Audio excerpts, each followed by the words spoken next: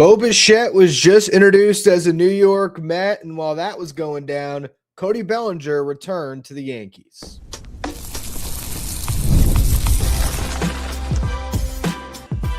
You are Locked On Mets, your daily New York Mets podcast. Part of the Locked On Podcast Network, your team every day. Hello to all you amazing Mets fans. You're watching Locked On Mets, part of the Locked On Podcast Network, your team every day. Thank you for making Locked On Mets your first listen every day, and thank you for making Locked On the #1 sports podcast network. On the show today, I want to react to the Cody Bellinger signing. We'll also talk about what we learned at the Bo Bichette press conference and if the New York Mets are done adding to this lineup. Before we get to any of that, though, I'm your host, Ryan Finkelstein. I've been covering the New York Mets on this show since the 2019 season. This is the #1 daily podcast on the New York Mets. If you want to find any of my written work, you can do so over at justbaseball.com, where I work as the editor-in-chief. So let's start things off with the Cody Bellinger signing, which just happened to get announced right in the middle of the Bo Bichette press conference. It's almost like these two sides have been back and forth, even though everybody knew they should sign a deal. And maybe it's not something that they were just excited to get released out to news. Let's wait till the New York media is focused on Bichette, and then we'll throw out that little report to Passan that Cody Bellinger is back to the Yankees on a 5-year, $162.5 million deal, which is, $500K a year more than he's reportedly been sitting on. So that's how you save face, I guess, on the Boras end of trying to create some type of a bidding war on Bellinger that wasn't there, because there was one team that wanted Cody Bellinger on the long-term deal, and that's the team he lands with, because the Yankees' offer was fair the whole time. And so he goes right back to the Yankees, no deferrals, opt-outs after year 2 and year 3, a $20 million signing bonus, and a full no-trade clause. Opt-outs will be pushed a year if the 2027 if the 2027 season is wiped out due to a lockout, which let's all hope that doesn't happen. As far as this contract and how it relates to the New York Mets, this is why David Stearns made the right call on Bo Bichette. This is why he made the right call trading for Luis Robert, and this is what we've been talking about on this show for a while now. The Mets were never going to go long-term on Cody Bellinger. And as I said after the Bo Bichette signing, if Cody Bellinger wanted a short-term deal, I think there's every chance he could have had a 3-year, $126 million deal with the Mets. It's not to say that the Mets liked Cody Bellinger more than Bo Bichette. We'll talk about it more in the next segment. The introduction of Bo Bichette as a Met seems like they really like the player, and they're really excited about this, and I am too. But when it comes to the roster fit, you sign Cody Bellinger, you don't have to trade for Luis Robert. Cody Bellinger could have been your left fielder. You could have started with Carson Bench in center. Brett Beatty could have been your third baseman. And you could have rolled with first base and DH being Polanco and Vientos. Now, the byproduct, I think, is the Mets end up with a much more interesting team that now has 2 new additions where there might have only been one, with Bellinger being a better positional fit for the Mets. But again, this all comes down to reading the market and exploring everything and knowing what's on the table. The Mets have known that Cody Bellinger was not going to sign the 3-year deal with the high AAV and the opt-outs. You never know. There might have been a quick conversation after they did not get Kyle Tucker where they called up Scott Boras and they floated it. We'll never know. But my point is, when you know that's not on the table, and probably is never going to be on the table, but you've already explored the rest of the market and you know Bo Bichette might be open to such a deal, you throw a big offer in front of him, you see if he takes it. He does, and now you make sure that you still get a really good bat to come in and be a middle-of-the-order bat that can protect Juan Soto in the lineup. And that's exactly what they got.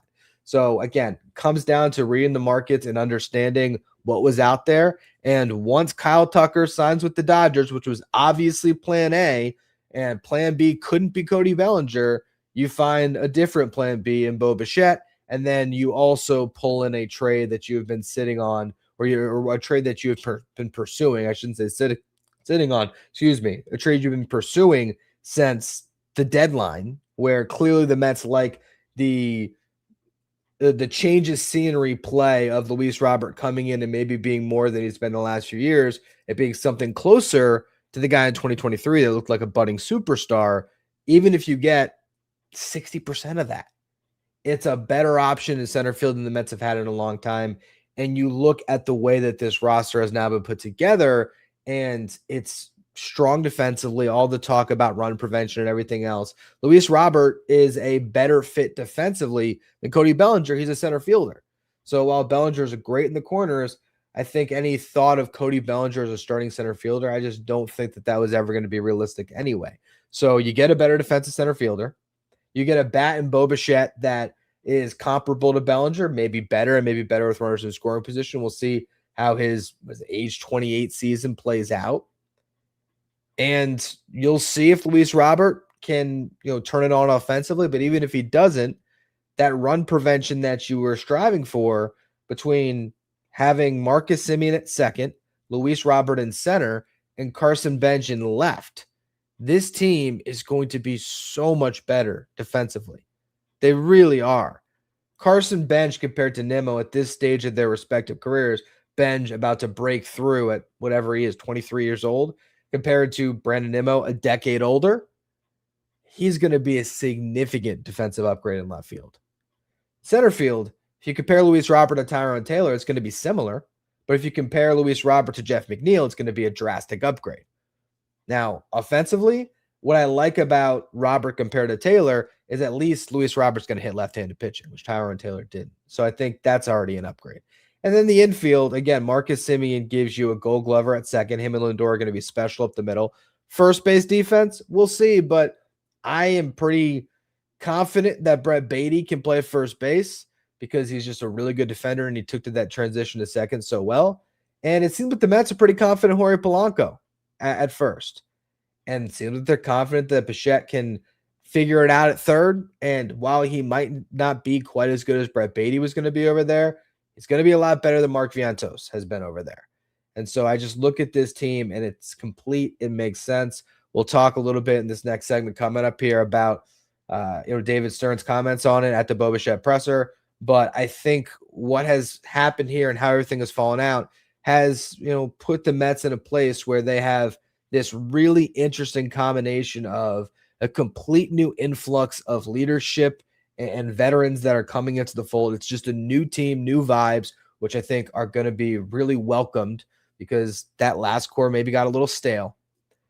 You might not have quite as good of an offensive team, but I think the pieces that are going to make the biggest difference, it's what is Brett Beatty, Francisco Alvarez, and Mark Vientos, how do they change the team? Carson Bench, your own guys, a year older, that can make the team better. And then can the combination of Semien, Robert, Bichette, Polanco get you close to the offensive production of Alonso, McNeil, and Nimmo? And I don't think that it's crazy that four guys can get to where those three guys got offensively. I think that this is a lineup that has a chance to be way different as far as how they score runs because you don't have the big 40 home run bat in the middle of the lineup outside of Juan Soto. So, you're missing that component that's been there, but you might have more guys that aren't striking out that are putting the ball in play. And that could be a more fun brand of baseball to watch anyway. So the Mets have now completed this lineup. The overhaul, I think, is largely done. We'll talk in the final segment about that,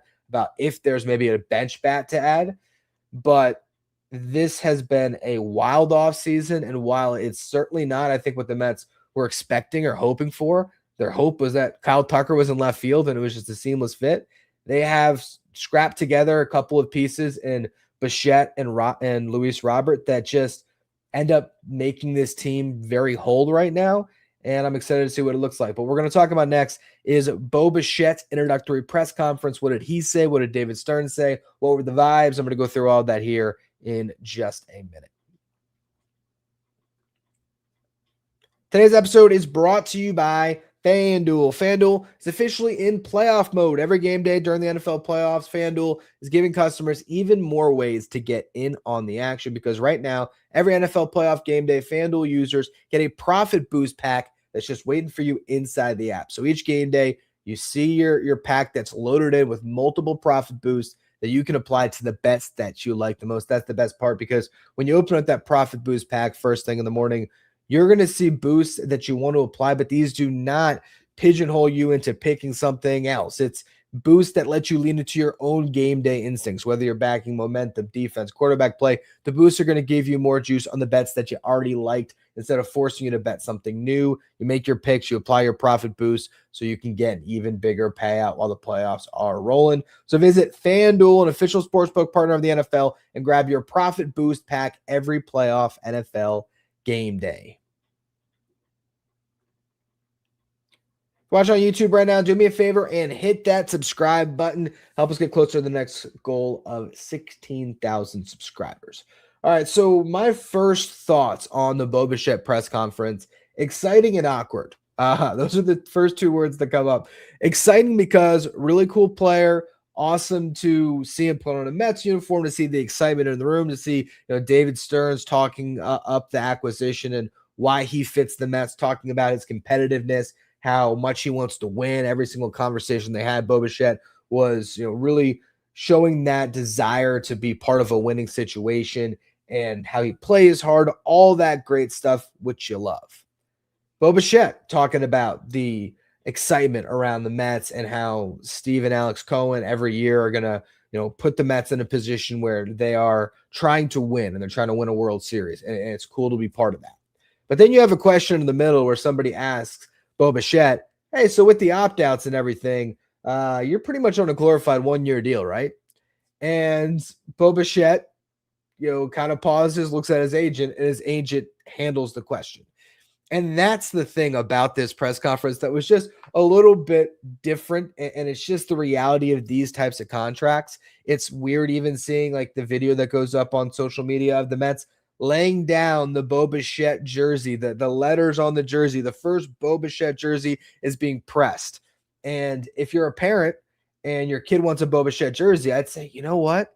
The guy next to him is a really good player, Francisco Lindor. You sure you don't want a Lindor jersey? You sure you don't want, how about Nolan McLean? Get the Mets new ace. Because the reality is this contract has been signed to be a one-year deal. Now, that does not mean that this is Bo Bichette's only year with the Mets. He could not play well. Then he's going to be back with the Mets. Or he could opt out. He could have played great defense at third base, be a complete culture fit, becomes one of the new leaders in that clubhouse, someone that you really like, fits perfectly. He talked about him and Marcus Semien, how that wasn't the reason he signed with the Mets, but how Marcus, brought him up early on in his career, and the chance to play with him again is going to be really, great and exciting. And those guys, I think, are going to add a real different dimension to this team. Bichette was part of a Blue Jays team last year that learned how to win. So I think there's a lot of components that you really like. You get two World Series champions. You have one World Series champion in Semien coming in, and then you have Bichette, who had to, hit the home run to be a World Series champion, and that team did everything they could to be World Series champions, but the Dodgers took it. But my point is, you have all this excitement, and it could be a perfect fit, and it could end up being a long-term deal next offseason, and maybe Bo Bichette ends up a lifelong Met. But right now that's not what this is. This is a one-year sort of mercenary. You want to win. We want to win. You want a big money deal. We want unbelievable production from a 28-year-old. So it is an arranged marriage in the best of ways, one that can work out incredibly well, but it's still the reality of, let's be honest, this is not Bo Bichette signing with the Phillies on a 7-year deal with no opt-outs, where all the talk would have been more towards, how much, he can't wait to be part of this community and how he can't wait to have this whole chapter of his career as a Philly. They might have said some things along those lines during this press conference with Bichette as a Met, but because it's a one-year deal, to me, there's just like a little bit of awkwardness in the room. There's just a little bit of like, we all know what's going on here. It's great for both sides. Bo Bichette gets to collect $42 million. We saw the structure of the contract, I believe, was announced today, where it's that $5 million buyout that he gets when he hits the market will be deferred. I don't remember the exact years, but they're kicking it down a little bit. And it's payable out like over a 5-year span. So what that essentially means is just that buyout is going to be deferred. So when it hits the Mets books, let's say it's next season, the buyout is going to be, from my understanding, I would believe a little bit less than $5 million, because it's going to be just like a deferred contract. Well, we have no idea what the new CBA. Regardless of that, the buyout gets paid out $1 million at a time out in the future. So, Bo getting a deferred contract with the Mets. What a concept. But again, it's only $5 million. The point is, Bichette gets $47 million if he plays 1 year overall, and he gets to opt out without a qualifying offer attached and join a really weak free agent class. That's everybody's goal here. Everybody's goal here, Bichette's and the Mets, is for Bo Bichette to have an unbelievable season to prove that he's a great defensive third baseman so he can hit the market that way, for him to put up huge numbers for the Mets to win a World Series, and then you could just shake hands and move on. Or again, at that point, maybe you love the player, he loves the organization, and something happens. But I just think overall, if I had to, again, boil down the Bo Bichette presser in 2 words, it is exciting yet awkward. That's where I was at with it. Now, when it comes to any of the other specifics that we heard, it was good to hear him comment about hitting with runners in scoring position. He said something that his dad always preached to him. You have to remember, he grew up around the big leagues with his dad, Dante Bichette. And it was also pretty funny on SNY where they kept on saying Dante instead of Bo because, word association. You never know. You hear Bichette, and if you're of an older generation, you think Dante. But for Bo Bichette, I think because of who his dad is, because of how he's grown up, because of being a top prospect and having that pressure of being Dante Bichette's son, who's a top 100 prospect coming up through the Blue Jays organization, him and Vladdy, there's the future. I think he's dealt with pressure. He's dealt with a different big market. It's not the same as the New York media and everything else. But I don't think that Bo Bichette's going to be fazed by playing in New York. I think he's going to thrive in it. The fact that he's so good in the clutch would sort of indicate that, when the pressure's on, this is a guy that you want at the plate. And so I'm excited to see what it looks like. I really am. As far as little comments from David Stearns after, he did say that he feels good about their position player group as a whole and says that he's happy with where they're at right now. He didn't close the door on making any other acquisitions, but the Mets very well could stay with what they got. We'll talk about that more in the next segment. He also mentioned the change of scenery, giving a player a new perspective, and they're betting on the talent with Luis Robert. He didn't say that in as many words. That's me putting my own little spin on it, but that's essentially what he described. He talked about all the tools that are still there with Luis Robert, how they're excited to see what it looks like, how they're going to do everything they can to get the most out of the player. And again, as we talked about on the show last night when I reacted to the trade, Luis Robert defensively is already a fit. And offensively, if it doesn't work and he's rocking a 660 OPS in the middle of June, well, Jett Williams might be ready. AJ Ewing might be ready.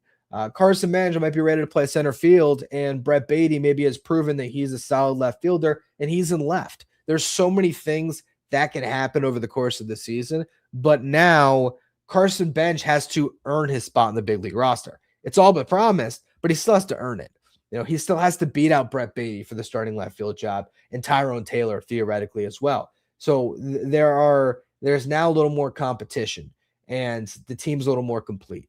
So I think, again, we'll get into that a little bit more in a second here, but overall, the Mets are sitting in a good spot right now at this position player group. As far as the starting pitching, David Stearns did say my preference is to add a starting pitcher. He said, I can't say with certainty that we're going to do that. There was a report today by Michael Moreno, who, by the way, was spot on the Luis Robert trade. Go back. He reported, I don't even know, a month ago, maybe even longer, that the White Sox like Luis Angel Acuna in a potential Luis Robert trade. And that's exactly what we saw. So you do have to pay attention to Michael Moreno's reporting. He said that the Brewers asked for Jett Williams and Brandon Sproat to get Freddie Peralta. The Mets so far have not agreed to that deal. I have talked about on this show that exact trade. I've said many times that was what the Brewers would want. My mock trade was Jacob Reimer and Brandon Sproat. I think ultimately the Mets get Freddie Peralta. It is Sproat going the other way. And the question now is, can they find a different secondary piece that the Brewers are willing to accept that it's not Jett Williams? Because I think Jett Williams has a role in the team this year, especially now that you cleared out Acuna, a speedster who can play a bunch of positions. that's Jet Williams, and he could be your center fielder. So again, at the beginning, Luis Robert is your starting center fielder, but there is that room for other guys to eventually take that spot. And I think that's why you don't trade Jet Williams for Freddie Peralta. Maybe you end up signing a guy. I saw today Chris Bassett was on Adam Ottavino's show, and I was watching some of it before the Bo Bichette presser. I would love that leadership in the Mets clubhouse, working with pitchers, just hearing his answers and how they helped bring along Trey Savage. To have Chris Bassett there to mentor Nolan McLean, Jonah Tong, Brandon Sproat, because you didn't trade him for Freddie Peralta. And there's a way that you can bet on what you have, make a signing like that, and be fine. But obviously, this team is going for it. It's a win now mode. And so if you want to still shoot for, the stars and the best that you can get, try to pull off the Peralta trade. And if not Peralta, there's still a guy that has a pretty intense arbitration hearing coming up, the Tarik Skubal, that very well could end up on the trade block. And while you don't want to mortgage the farm for 1 year, Tarik Skubal is the type of pitcher that you get if you're trying to win a World Series right now. And who knows? Maybe there is a world with a pending lockout where Scott Boras would entertain an absurd offer on an extension. Doubtful. And that's why I still don't know if the Mets should trade for Skubal. And that's a conversation for another day, because today we want to focus more on Robert and Bichette. But I do think that there's a world where the Mets meet whatever those trade demands are, even if obviously they know that extension is unlikely, because adding Tarik Skubal makes this, in my opinion, the second best team in baseball behind the Dodgers. And I think those two teams actually, theoretically, the Mets have a lot to prove still, but I think they would stand out really in almost a tier of their own, just because Skubal in that rotation would be ridiculous. But for now, the Mets have at least got this lineup in good shape. What I want to talk about in the next segment. So what does that mean for the bench? Do they need to make an addition there? We're going to close the show on that note here in just a minute.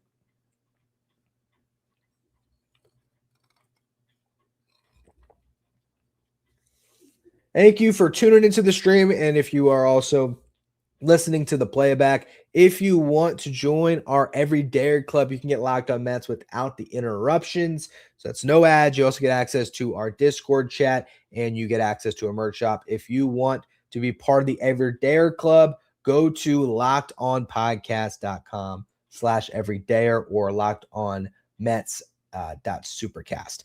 All right, so let's talk about where this lineup is at. Got a little graphic I made last night. This is what I think a projected opening day lineup could be for the New York Mets. You got Lindor batting leadoff, playing short, Soto in right, Bo Bichette playing third, Polanco. I got him at DH, batting cleanup. The Mets might have him at first base. Simeon at second, Brett Beatty at first, Francisco Alvarez behind the dish, Luis Robert in center field batting eighth, and Carson Bench in the 9-hole with Nolan McLean on the hill. This team to me has a great 1-3. I think Polanco and Simeon give you a veteran presence in the middle of the lineup and upside, both from a power perspective and just their ability to put together good at-bats. So I like that in the middle. Brett Beatty, Francisco Alvarez, there's your up-and-coming players that you hope bring some more upside and juice, and maybe they can slide up in the lineup. Vientos obviously can be in that mix at first base and DH as well, with Beatty always potentially going over to second base or sliding into left, whatever it ends up being. There could be days where, hey, if everything's working and Beatty proves himself in left, you play Beatty in left, you play Bench in center, and Luis Roberts on the bench. So there's a lot that the Mets can do with this team and with this roster. I think they're in a good spot. The bench is interesting because they got right now either Mark Vientos or Brett Beatty on the bench at all times. So that's a really good bat. You got Tyrone Taylor giving you a great fourth outfielder defensively. You got Luis Torrens, a solid backup catcher. You're pretty solid. So it's, what do you need? Do you need a utility infielder? Well, you got Brett Beatty. Do you need a backup shortstop for Lindor? You got Bo Bichette. He can slide over just in case. You have everything covered on the infield, I think. In the outfield, maybe the Mets could use another option. Maybe they can use someone that can give Carson Bench a little more of a competition in spring training. Do you still trade for Lars Nootbaar? Maybe, but I don't know what's going to take to get him. It's still 2 years of control. The Cardinals might prefer to just let him play this season on those new heels that he got. His heels operated on in October, and they think that that's going to make him a healthier, more durable player. So in that sense, if there's upside, obviously that would have made sense for the Mets if they didn't trade for Robert. Now that they did, maybe the Cardinals want to play it out. Maybe the Mets don't want to trade what it would take to get Nootbaar. So that doesn't really make sense as a fit. Look at free agency, Austin Hayes. You don't need another right-handed bat. You just got Luis Robert. So all these options that we've been talking about, you sort of check them off and say, yeah, no, maybe they don't need anybody. What they have internally for that fourth bench spot, you got Ronnie Mauricio. I think they're better served letting Mauricio play every day in Syracuse, though, and either A, turn himself into a real trade asset because he tears the cover off the ball down there, or B, he's ready for an injury because he can be theoretically your shortstop, but he could be your second baseman, your third baseman. I don't even know if it's even worth trying him at first. Maybe they try the left field experiment again, or the outfield experiment. But bottom line, let him hit every day. So if someone's not performing or someone gets hurt, he's in game shape, ready to go to fill in. He serves the Mets roster more in Syracuse than as a very infrequently seen bench bat, which is what we saw down the stretch for him. Now, Jared Young's on the roster still.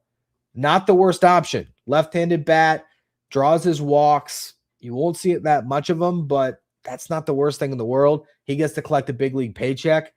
I think there's a pretty decent chance with what the Mets have right now that Jared Young probably would be the favorite, in my opinion, to break camp. You have Nick Morabito on the 40, but I think Nick Morabito as still one of your top prospects. You'd rather have him in Syracuse playing every day, just like we talked about with Mauricio. Christian Pache and Ji-Hwan Bae are now both on minor league deals. Those guys can play some center, bring some speed to the team, so they'll be competing. You also picked up Sung-Chi Chang, who is a utility infielder, so he'll be in the mix.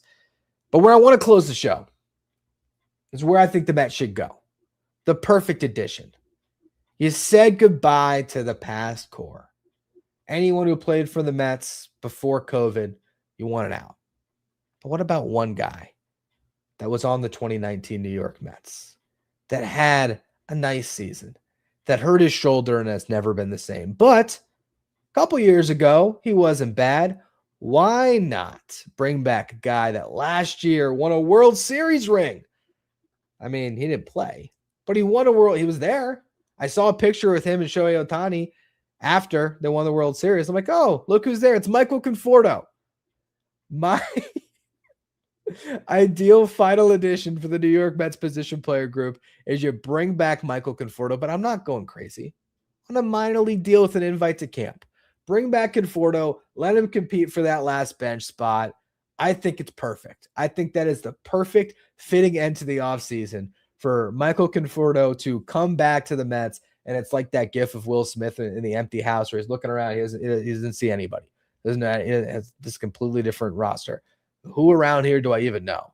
But I mean, realistically, it's actually not a bad fit. Like, I'm always one, if anyone's listened to the show for a while, I was a Michael Conforto fan that has always been like, oh, what about giving Conforto a shot? On a minor league deal, who cares? And I don't know if he's getting a big league deal. Chance to come back to the Mets, chance to make this team with a pretty wide open outfield still, and a bench spot that's clearly up for grabs. It's not the worst fit. It's not that crazy. Or maybe I am, who knows? But I appreciate all of you for tuning into this live stream. I wanted to react to the Bo Bichette presser. I wanted to react to the Cody Bellinger news, and it'll allow us on tomorrow morning show to talk more about what's next for the New York Mets. What pitchers can they acquire? All of that good stuff. I appreciate all of you who have tuned into the live stream and those of you who will listen or watch after. As always, make sure you subscribe if you're watching on YouTube or wherever you're getting your podcasts, rate, review, all that good stuff. Thank you for making Locked On Mets your first listen every day, and thank you for making Locked On the #1 sports podcast network.